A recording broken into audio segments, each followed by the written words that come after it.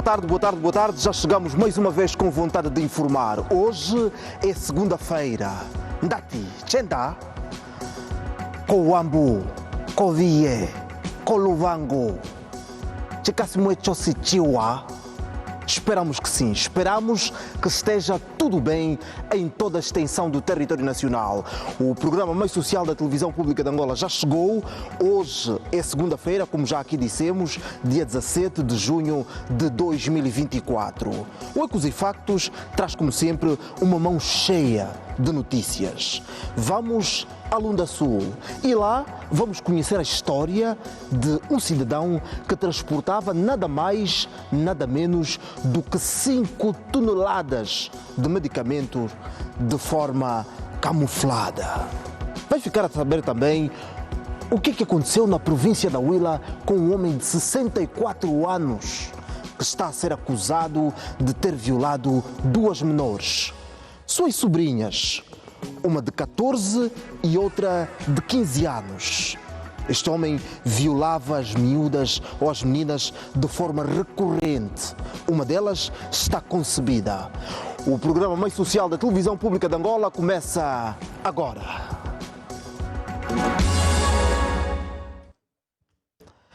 Votos renovados de muito boa tarde. O Ecos e Factos começa hoje com a província da Huila e de lá chega-nos a notícia, como já aqui avançamos nos destaques, sobre um cidadão de 64 anos de idade que terá violado de forma recorrente 2 meninas, uma de 14 e outra de 15 anos, por sinal, suas sobrinhas.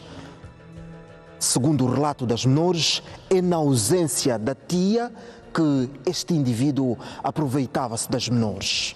A história chegou às mãos do SIC. Uma história que deverá acompanhar aqui hoje.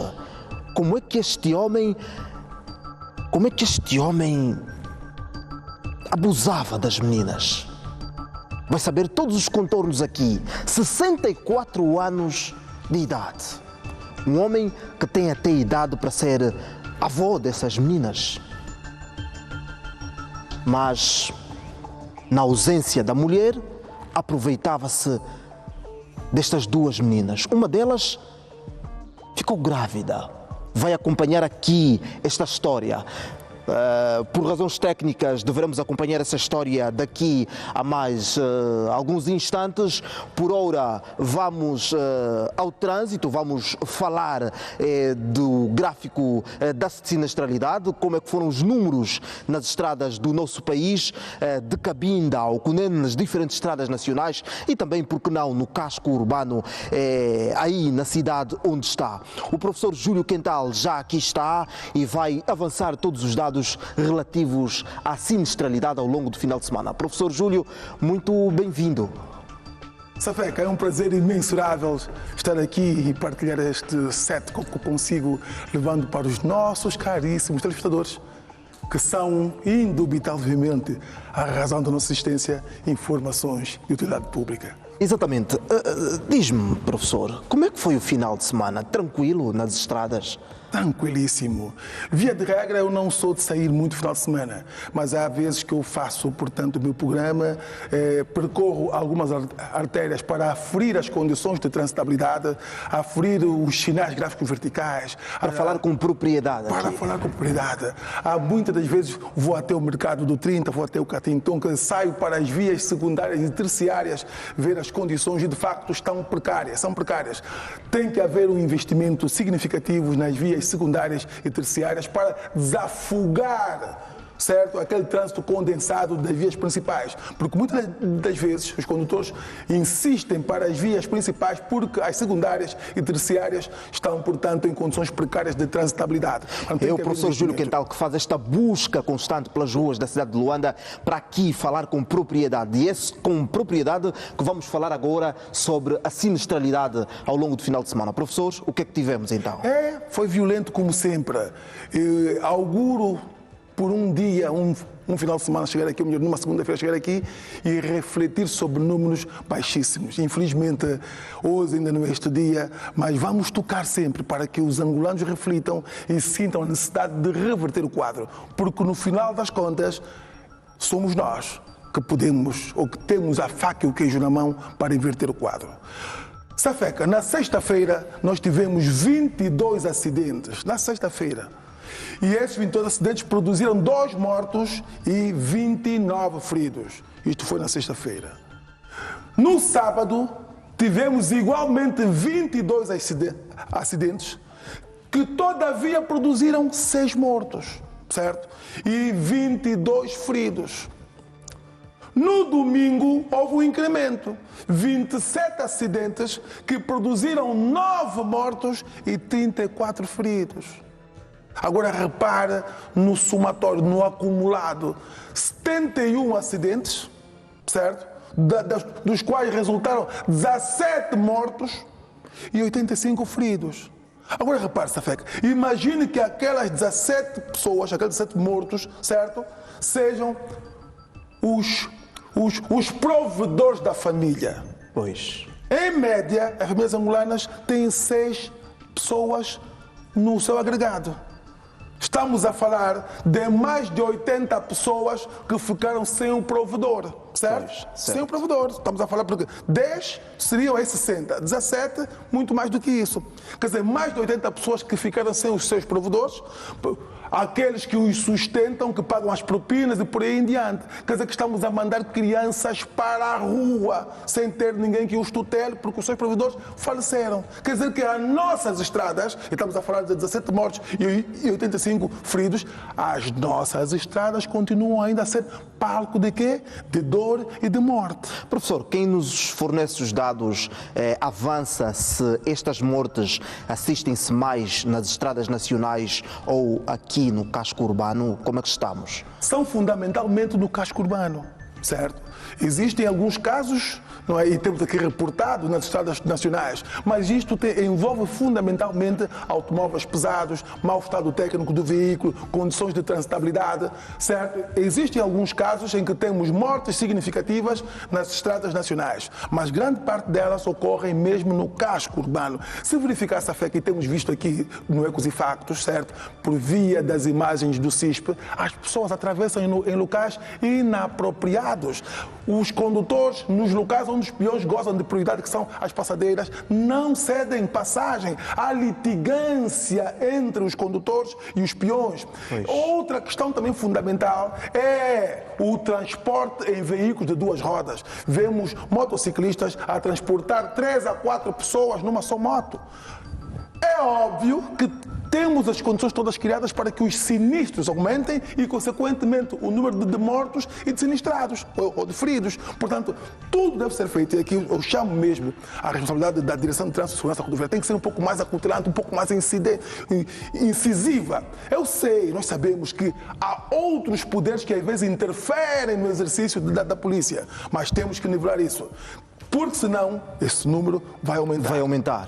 Estão aqui os números avançados pelo professor Júlio Quental em relação ao trânsito. Foram 71 acidentes ao longo do final de semana. Assistimos a 17 mortes e também um total de 85 feridos. Números que são preocupantes, que podem mudar caso haja tomada de consciência. Cada um de nós deve ser partícipe para a diminuição gradativa e, por que não, brusca dos números de sinistralidade rodoviária. É apenas uma questão de tempo para que também tenhamos aqui o trânsito. O CISP ainda não mandou para aqui as imagens em tempo real do trânsito nos diferentes pontos da capital de Luanda, ou seja, da capital angolana, mas é apenas uma questão de tempo, como já aqui dissemos, para que tenhamos então o trânsito. Quando algo não vai bem lá em casa, no bairro, nós dizemos: comentam você. É hora da rubrica Comentam Você.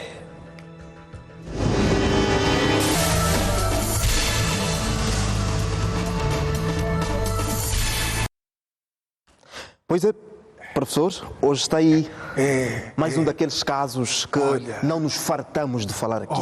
Olha. E esses indivíduos estão ali, parece-me que estão com coletes caracterizados, não é? Exatamente. Parece que são Estão fiscais. Isso eu não posso afirmar, mas Parece. os coletes são Pois, caracterizados, parece. sim.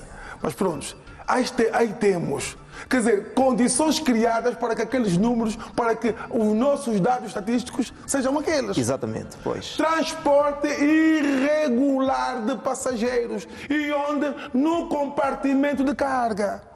O Código de Estrada diz que é proibido. E repare, este veículo, nos termos do Código de Estrada, é considerado um veículo de passageiros e mistos. Ligeiro, de passageiro e misto. Misto por quê? Porque ele tem duas cabines para o transporte de passageiros e tem lá atrás o compartimento de quê? De carga. O Código de Estrada estabelece que é proibido efetuar o transporte de pessoas em condições de insegurança e de falta de comodidade. Portanto, e repare que ele está a fazer esse tipo de ilícito rodoviário, onde? No casco urbano, certo? Ele não está a fazer lá numa lueca, não está a fazer mesmo numa zona urbanizada. E isto só ocorre porque o condutor tem consciência que não lhe vai acontecer nada. Certo. Nós temos dito que a eficácia da norma depende muito do rigor de quê? Da fiscalização. Safeca, eu para chegar até aqui, passei aqui por um processo de aferição, ali da porta e por aí fora, certo? O rigor nesta aferição, neste controlo, vai garantir que só entra para aqui quem for autorizado. Exatamente. Acontece o mesmo no exercício da condução. Se as autoridades chamarem a si, de facto, a sua responsabilidade, dizer alto lá, só vai conduzir quem estiver habilitado, que é para o fazer. O transporte deve ser feito nos termos previstos no Código de Estrada. E porque esta pátria, Angola, não é? Angola é um Estado de direito e democrático, certo? Ou democrático e de direito. E porque nos termos do artigo 6º da nossa Constituição estabelece que o Estado subordina-se a quê? A Constituição e a lei, quer dizer que ninguém está acima da lei. O princípio da legalidade é que norteia a administração pública, quer dizer que quem violar a norma deve ser sancionado. Mas estes senhores estão ali a fazer isto porque têm consciência que não lhes vai acontecer nada. E isto é que é grave. Exatamente. Professor, eu quero saber de uma coisa. Em que condições é que esta viatura, ou uma viatura com estas características, com uma carroceria, um compartimento de carga, pode ser adaptada para o transporte de pessoas? Porque uma coisa é inegável. Em muitos pontos do nosso país faltam viaturas, faltam condições, faltam transportes públicos. Em que condições é que um automobilista com uma viatura parecida pode transportar pessoas? Pode-se fazer uma adaptação? Correto. Portanto, para que isso ocorra, o veículo tem que ser submetido à reinspeção. À partida, o Código de Estrada não o permite, mas há sempre uma janela, isto é, não há regra sem exceção. Mas isso carecia de uma reinspeção. As autoridades competentes fariam a aferição de que este veículo adaptado requer as condições necessárias para o transporte com segurança dos passageiros, e aí sim. Vou fazer aqui uma certa analogia. As pessoas às vezes dizem, mas e os patrulheiros, os carros da polícia? Não, aí são um caso diferente. Os carros da polícia, os carros dos bombeiros, os carros do lixo, as ambulâncias, isto são veículos especiais. Os veículos, em razão da sua tipologia, podem ser de passageiros, de mercadorias, mistos ou especiais. Os especiais são aqueles veículos concebidos para um transporte diferente ou para um exercício diferente do normal transporte de passageiros e carga. É por isso que o meu amigo verá que nos patrulheiros ele é concebido de tal forma que vão os polícias lá atrás de forma segura, em uma certa velocidade. Na ambulância acontece o mesmo. Nas ambulâncias, certo? Nas ambulâncias também acontece o mesmo. No carro do lixo vão ali os senhores dependurados, mas está pré-estabelecido. E acontece o mesmo nos carros dos bombeiros. Então, aqueles veículos são veículos especiais. Obedecem, portanto, têm um tratamento específico nos termos do Código de Estrada, que não é o caso deste veículo. Deste veículo aqui. Certo. Pois é. Noticiamos aqui no Ecos e Factos o quando o Cubango assiste um período algo complicado em relação à circulação naquela comunidade. Os mototaxistas estão preocupados. Até agora já são contados 14 mototaxistas mortos. Estes mototaxistas foram mortos em circunstâncias algo complicadas, complexas. Muitas vezes, passageiros, ou seja, falsos passageiros, pediam boleia até certo ponto e lá matavam os mototaxistas. Dos 14 mortos, até agora 5 corpos, ou seja, são 14 desaparecidos. 5 corpos foram localizados. A Polícia Nacional está preocupada e por isso começou a trabalhar numa operação denominada Operação Cupa-Pata. O objetivo é retirar da via pública todas as motorizadas cujas características tenham sido alteradas. Muitas vezes são os próprios cupa-patas os implicados em vários crimes. Acompanhe a reportagem. A Polícia Nacional no Cubango aperta o cerco para colocar ordem e tranquilidade na circulação rodoviária no intuito de diminuir o número de acidentes de viação e a onda de criminalidade que nos últimos tempos tem vitimado mortalmente mototaxistas, vulgo cupapatas. Para se ter uma ideia, nos últimos tempos, mais de 14 cupapatas foram mortos por meliantes e roubadas as suas motorizadas. Os modos operandi destes variam de acordo à resistência das suas vítimas e as mulheres entraram em cena para atraírem facilmente os mototaxistas. Esta operação vai continuar enquanto não se conseguir, ou pelo menos reduzir substancialmente, esta descaracterização de motos, por quanto também tem sido o modo operandi de alguns marginais, que depois de roubar ou furtar esses meios dos seus proprietários, descaracterizam-nos para não serem detectados, para além de também constituir infração ao Código de Estrada, de que isso também constitui um perigo quando se movimenta com meios sem sinais de iluminação, sobretudo ao período noturno, que também tem incorrido em alguns acidentes, sobretudo na cidade de Menongue. 487 motorizadas descaracterizadas foram apreendidas nesta operação, que começou no dia 3 deste mês, denominada Operação Cupa-Pata, e 12 supostos meliantes envolvidos nas ações criminosas foram detidos. A Polícia Nacional do Cubango tem sob seu controle um total de 1.037 motos por várias infrações e até também acidentes. Destas, 137 já com processo para o leilão remetido ao Ministério Público. Segundo a Polícia Nacional, só serão libertas essas motorizadas quando os seus proprietários restituírem as peças subtraídas e se comprovar a sua legitimidade. Tendo em conta que estamos na fase de sensibilização, o número dos infratores corresponde ao mesmo das motos, porquanto os utentes, alguns não são proprietários, são apenas prestadores de serviços e têm que agora apresentar, para além de repor os acessórios das motos, vão ter que apresentar os documentos de aquisição e também de habilitação à condução. Porquanto, mais uma vez aqui, reiterar que já detectamos que alguns documentos têm sido falsificados e algumas reprografias em Menongue, onde resultou já a detenção de um dos proprietários deste estabelecimento. A Polícia Nacional aponta as províncias do Ambo, Benguela, Huila e Dubié como sendo as proveniências dos meliantes que estão a instabilizar o ambiente de tranquilidade aqui no Cubango.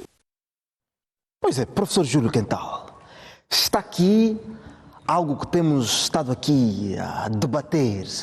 A Polícia Nacional apreendeu agora estas motorizadas, num total de 400 motorizadas, tem mais de 1000 a seu controle, mas ela vai marcar aqui um passo importante. Só vai restituir as motorizadas caso se confirme a propriedade.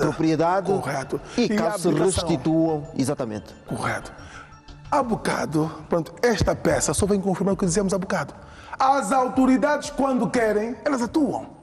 É que as autoridades têm mesmo essa capacidade, elas têm essa capacidade.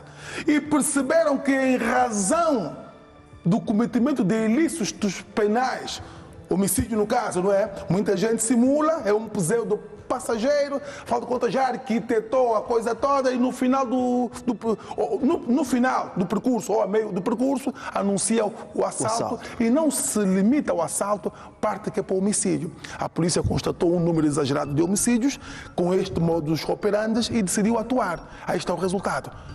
Impecável. O oficial foi impecável. A restituição, certo? Só será feita quando o indivíduo comprovar a titularidade do bem patrimonial e quando provar que tem habilitação para conduzir. Agora aí, esta última parte é que é fundamental, porque grande parte desses senhores conduz sem habilitação. E aqui mais uma nota. A polícia deve fazer uma atuação junto daqueles armazéns que vendem peças, ou melhor, motas desmontadas. Sabia? Eu fiz essa incursão. E aqui no Hoje Ainda existem muitos armazéns que vendem motas desmontadas. E a montagem é feita ali num quintal, em que os parafusos nem sofrem aquele reaperto, tá vendo? Aquele reaperto adequado. Muitas das vezes no percurso onde ela é montada até a casa, já peças ficaram que é pelo caminho. Então, isto não pode ser. Devem ser certificadas oficinas para a montagem destas motas, com mecânicos especializados. Está aí uma forma de dar emprego a muitos jovens que estão aí a fazer trabalhos nos becos. Certificar oficinas, ver se tem as condições, preparar os técnicos, habilitá-los para fazer a montagem, porque a montagem é feita fora desses trâmites. E com pessoal especializado.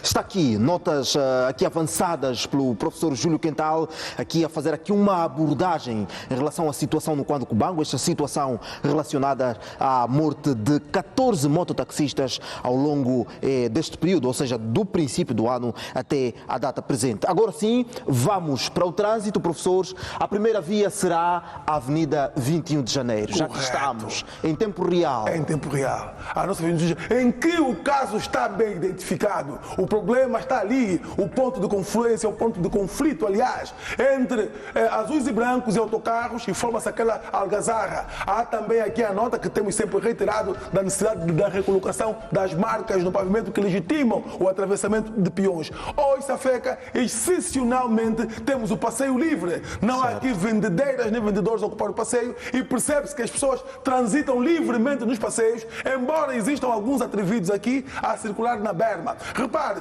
esta linha contínua aqui, fazendo um pouco de pedagogia, esta linha aqui chama-se guia. A função dela é delimitar o que é a berma da faixa de rodagem. O Código de Estrada estabelece que a circulação de peões na berma é permitida desde que não existam passeios. Existindo passeios, neste caso, a berma será de uso exclusivo dos veículos para as manobras de paragem e ou estacionamento. Na Avenida 21 de Janeiro, aspecto positivo a reter, não existem vendedeiras aí no passeio. Fantástico. Esperamos que seja uma ação já desenvolvida pelo reordenamento do comércio e que seja para manter. Correto. Porque hoje o cenário está bem melhor.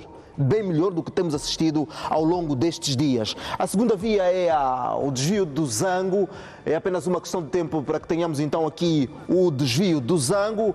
Já aqui estamos, professor. Está condensado. Deste ponto... Está condensado. E percebe-se mesmo que está condensado por cima do viaduto. É o que dissemos. Este projeto foi logo ab initio errado.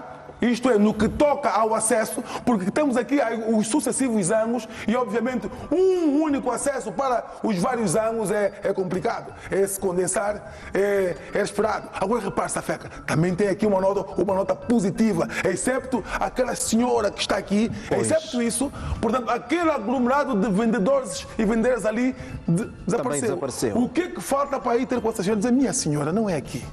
Arranje um outro local para vender. Mas aqui não, porque percebe-se que os peões estão a transitar mesmo no passeio. Há coisa de 1 ou 2 semanas percebia-se que eles faziam-no aqui, na faixa de rodagem, na berma. Por quê? pela presença maciça de vendedeiras. Hoje o cenário está bem melhor e se calhar o reordenamento do trânsito está mesmo a funcionar, ou melhor, do comércio está mesmo a funcionar. Esperamos que sim. Professor, hoje são apenas 2 vias que nos dão a ver. Só temos agora de agradecer pela vossa presença aqui neste ponto de segunda-feira. Disponha essa feca, disponha. Eu sou daquele tempo em que a norma era que a pátria aos seus filhos ordena. E nós estamos aqui para contribuir com o nosso modesto saber. Fantástico. Disponha essa feca. Até pé agradece, professor. Disponha. Agora vamos para a província da Huila. Na província da Huila, um indivíduo de 64 anos está a ser acusado de ter violado 2 meninas, uma de 14 e outra de 15 anos, por sinal, sobrinhas do idoso. É na ausência da tia que este homem aproveitava-se das meninas. Agora, uma delas está concebida. O idoso está detido. Acompanhe a reportagem. Vejam só o seu andar. Pelas imagens parece que nem o seu sapato consegue colocar, mas afinal de contas nem tão fraco quanto parece. Tem 64 anos de estrada nesta vida. O mesmo é pela primeira vez inclino de uma cela. O idoso está a ser acusado de ter violado 2 adolescentes, uma delas a ter engravidado. A denúncia é da família, que sustenta que os atos do acusado têm sido frequentes, facto que levou o DIP Huila a deter o mesmo. Mesmo abusou 2 meninas de 15 e 16 anos de idade. Indagado no piquete do Comando Municipal de Lubango, o mesmo foi confesso. Então logo detemos o cidadão, pegamos as meninas, fomos com ela até ao hospital da maternidade e dali veio resultados que uma delas está concebida com 16 semanas. O acusado, por sinal parente das adolescentes, aliciava as menores com bolachas e valores monetários para consumar as suas ações. O mesmo é tio das menores e aproveitava-se no momento em que a esposa saía e as menores vinham para visitar o seu tio. Em contacto com o acusado, o mesmo assumiu a autoria do crime. O caso continua em investigação. As vítimas voltaram a ser ouvidas aqui na Procuradoria-Geral da República. A TPA não vai mostrar as imagens das vítimas a pedido da família, mas o que se sabe é que o acusado já foi ouvido pelo Ministério Público e está a esperar pela decisão do juiz de garantia. A TPA vai continuar a acompanhar este caso até ao seu desfecho, até porque uma das vítimas se encontra em estado de gestação. Juscelino Canorte, Carmelino Graça e Cândido Samuquep, na Huila. Mais um caso daqueles de cortar o coração. Dr. Canga Gomes já aqui está, muito bem-vindo. Obrigado, Safeca. Boa tarde, estimado telespectador Famílias Angolanas. Uma boa segunda-feira com estímulos positivos. Foi bom o final de semana? Foi bom. Fantástico. Estamos aqui em presença de mais um caso de violação. Parece que temos um cenário semelhante todas as semanas. Safeca, o fenómeno da violação parece que vai se tornando que nem um samba, não é? E aqui, mais do que qualquer variável, analisar a questão psicológica deste senhor que tem 104 anos, um idoso. Hoje começamos a perceber que ou tomamos medidas que nós temos falado aqui, porque nós hoje podemos usar qualquer teoria, não é? A teoria da evolução, o desequilíbrio psicológico, a maníaco sexual, qualquer variável, qualquer teoria que nós utilizamos, há um dado assente. Violação sexual a menores de idade para atingir gráficos incontroláveis. Ora, ou a gente toma uma decisão que, como tem dito o Dr. Alcântara, uma pena de 15 anos, ou então vamos continuar a assistir reiteradamente violação. E o ser humano é uma espécie muito complexa. O ser humano, ele sabe que violar é um ato criminoso, ele tem plena consciência disto. Mas como ele percebe, o cidadão percebe que a sua punição face a esse comportamento, a esse ilícito criminal ou a este comportamento desviante, não é suficiente, então ele parte para a ação.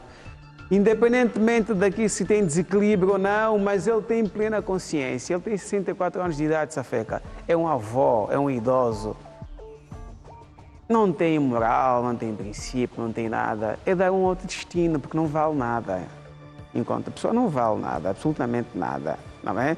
E então nós, ou sejamos rigorosos, ou vamos continuar a assistir potenciais psicopatas, sociopatas e até indivíduos que, hipoteticamente, usam a hipótese que são doentes, mas não são, para legitimar a sua ação, dizendo que não estava bem, porque bebeu, porque a esposa saiu de casa, porque está há muito tempo que não tem ações biológicas, não. É mesmo um indivíduo sem valor e sem ética. Mas em relação às comunidades e às vítimas, que trabalho é que é necessário que se faça para estancar o mal?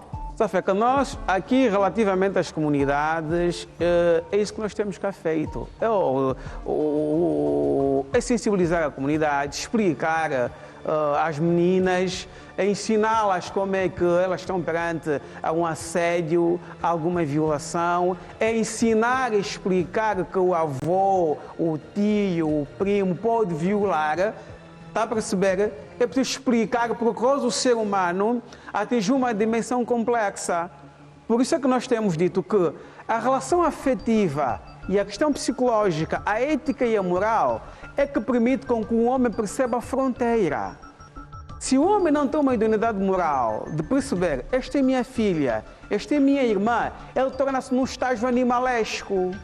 E quando torna num estágio animalesco, ela envolve-se com parentes próximos. Regressamos à sociedade anterior, que já ultrapassamos o estágio, e partimos, passou por essa etapa, e chegamos a um nível de equilíbrio social, onde envolve-se com parente próximo é incesto.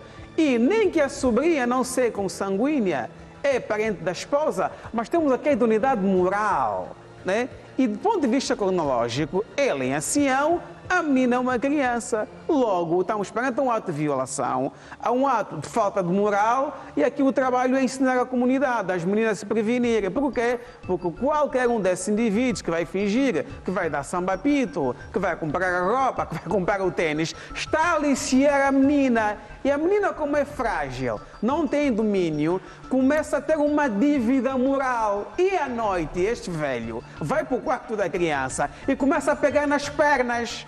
E como ela percebe que anda a receber coisas materiais, então ela fica no silêncio, porque ela não tem mecanismo de contradefesa. Pois é. Porque a capacidade de inteligência dela é reduzida aí a criança. E ela aproveita-se dessa situação. Logo, essa vai para a cadeia e já não sai. É melhor ficar lá internamente.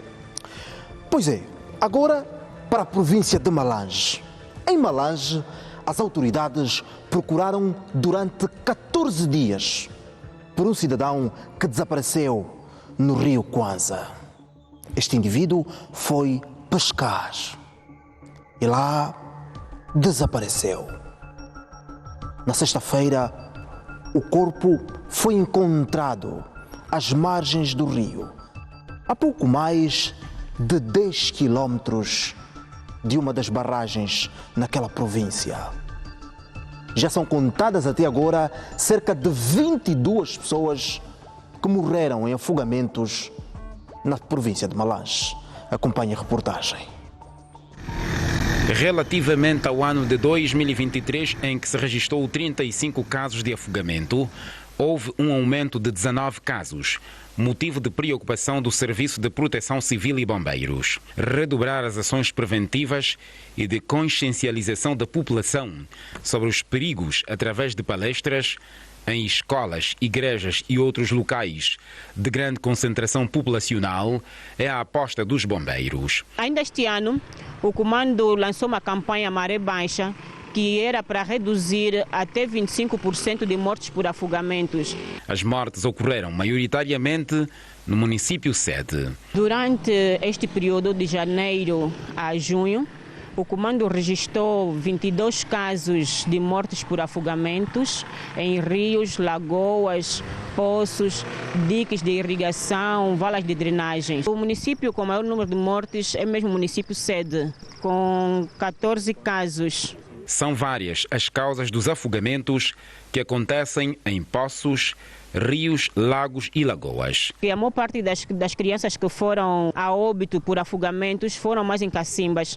E dessas crianças foi por negligência dos pais, porque os pais saem, vão para os mercados, vão para o serviço e acabam deixando crianças cuidando de outras crianças. E também temos registrados no Rio Kwanza, os pescadores que fazem a pesca artesanal também têm tido afogamentos nestes locais. Apelar à população, evitar vandalizar as placas de proibição de natação, porque muitas das vezes o comando coloca as placas nestes locais e depois são retiradas as placas, são vandalizadas e aí são zonas que não devem mergulhar e as pessoas não têm conhecimento destas zonas, acabam mesmo ainda assim teimosamente mergulharem nestas zonas. A nível da província de Malange, o Serviço de Proteção Civil e Bombeiros controla 5 áreas balneárias, nomeadamente as lagoas da Casa dos Gaiatos, do Polígono Florestal e do Culamuchito, bem como os rios Kwanza, Lombe e Cuije. Dr. Kanga, aqui há 2 aspectos a reter. O primeiro é o facto de termos crianças que morrem em decorrência de afogamentos em poços, cacimbas, em casa, porque são deixadas com outras crianças. E o segundo aspecto é relativo às placas colocadas pelo Serviço de Proteção Civil e Bombeiros em diferentes pontos do Rio Kwanza e que são retiradas, são subtraídas pelos próprios munícipes. Olha, Safeca, nós temos aqui dito que o conhecimento científico não é o conhecimento mais avançado. O conhecimento científico é provado, experimentado e é testado.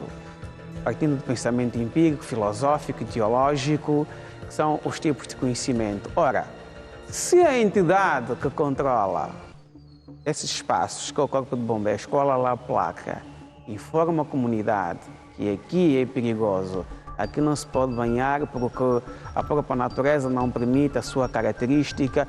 Nós, enquanto humanos, não temos capacidade de, quando lá entrarmos, voltar a sair.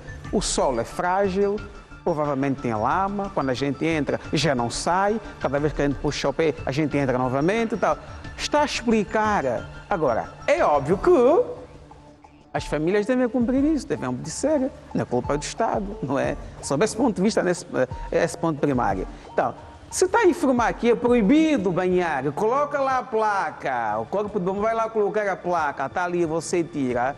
Então a negligência, eu tenho dito que a negligência tem custos incalculáveis.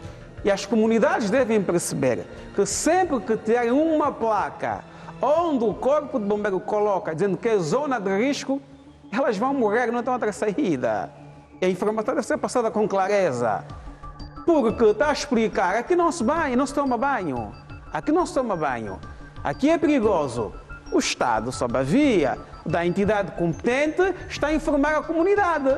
Está a fazer um trabalho positivo. Então, sob esse ponto de vista, não podemos acusar, sob negligência, a entidade que tem competência de gerir esses espaços. É continuar a sensibilizar a comunidade que ali não se banha, não se toma banho. E se tomar banho, ele vai mesmo morrer, porque a morte é certeza.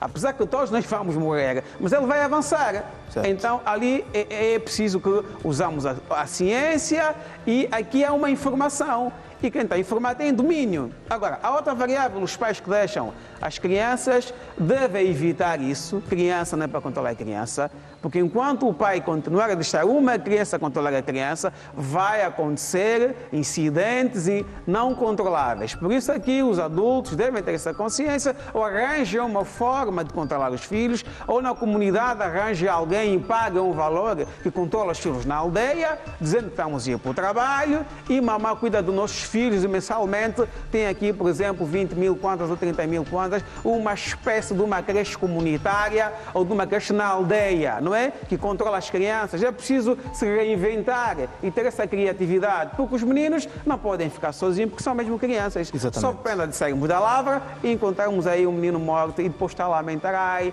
está a chorar, quem matou é o avô. Não, ninguém matou o avô. É negligência, ele mesmo morreu. Exatamente. Dr. Kanga deverá voltar para este espaço para a abordagem de outros temas. Estamos juntos. Obrigado, Safeca.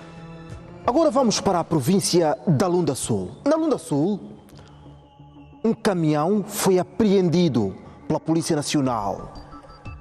Esta viatura transportava bacias, colchões e vários outros equipamentos. O que a polícia ficou a saber mais tarde é que lá dentro e de forma camuflada estavam 5 toneladas de medicamentos. Todos eles a serem transportados para onde vai ficar a saber. O caminhão carregado supostamente de mercadorias diversas vinha da província do Mochico, passando pelos municípios de Camanong, Dala e Saurimo, com destino a Luanda. Mas, após um trabalho de vistoria, a Polícia Nacional descobriu esta quantidade de medicamentos camuflados no meio de outras mercadorias. A Polícia Nacional presume que os medicamentos estejam a ser transportados ilegalmente. Neste posto de controlo, mais um caso. Este cidadão foi detido quando transportava em 2 motorizadas 150 quilos de lhamba acondicionados nestes sacos. Estas viaturas também foram apreendidas pelo facto dos proprietários não apresentarem a documentação exigida. O trabalho operativo de detenção e apreensão levado a cabo pelo Comando Municipal da Polícia Nacional de Saurimo vai continuar e terá uma periodicidade de 45 dias. Para que possamos devolver o sentimento de segurança pública a nível dos bairros, que aqueles que continuam então a preocupar os munícipes. Aqui também deixamos nosso apelo aos munícipes, no sentido de poder continuar a colaborar com a polícia. Os cidadãos acusados de terem cometido estes crimes já foram entregues ao Serviço de Investigação Criminal para instrução processual e serem encaminhados para o Ministério Público. Na província do Uíge, pelo menos 200 touros de madeira foram apreendidos pela Polícia Nacional. Esta madeira, que é explorada em diferentes pontos da província, rendeu também, ou custou também, a prisão de 5 homens.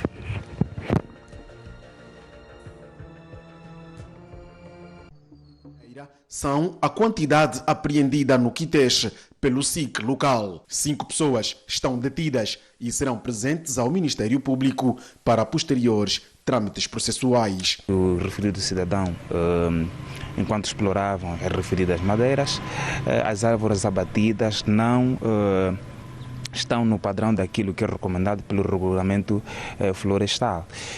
Desta operação resultou ainda na apreensão de 170 touros, uma máquina bulldozer e uma motosserra.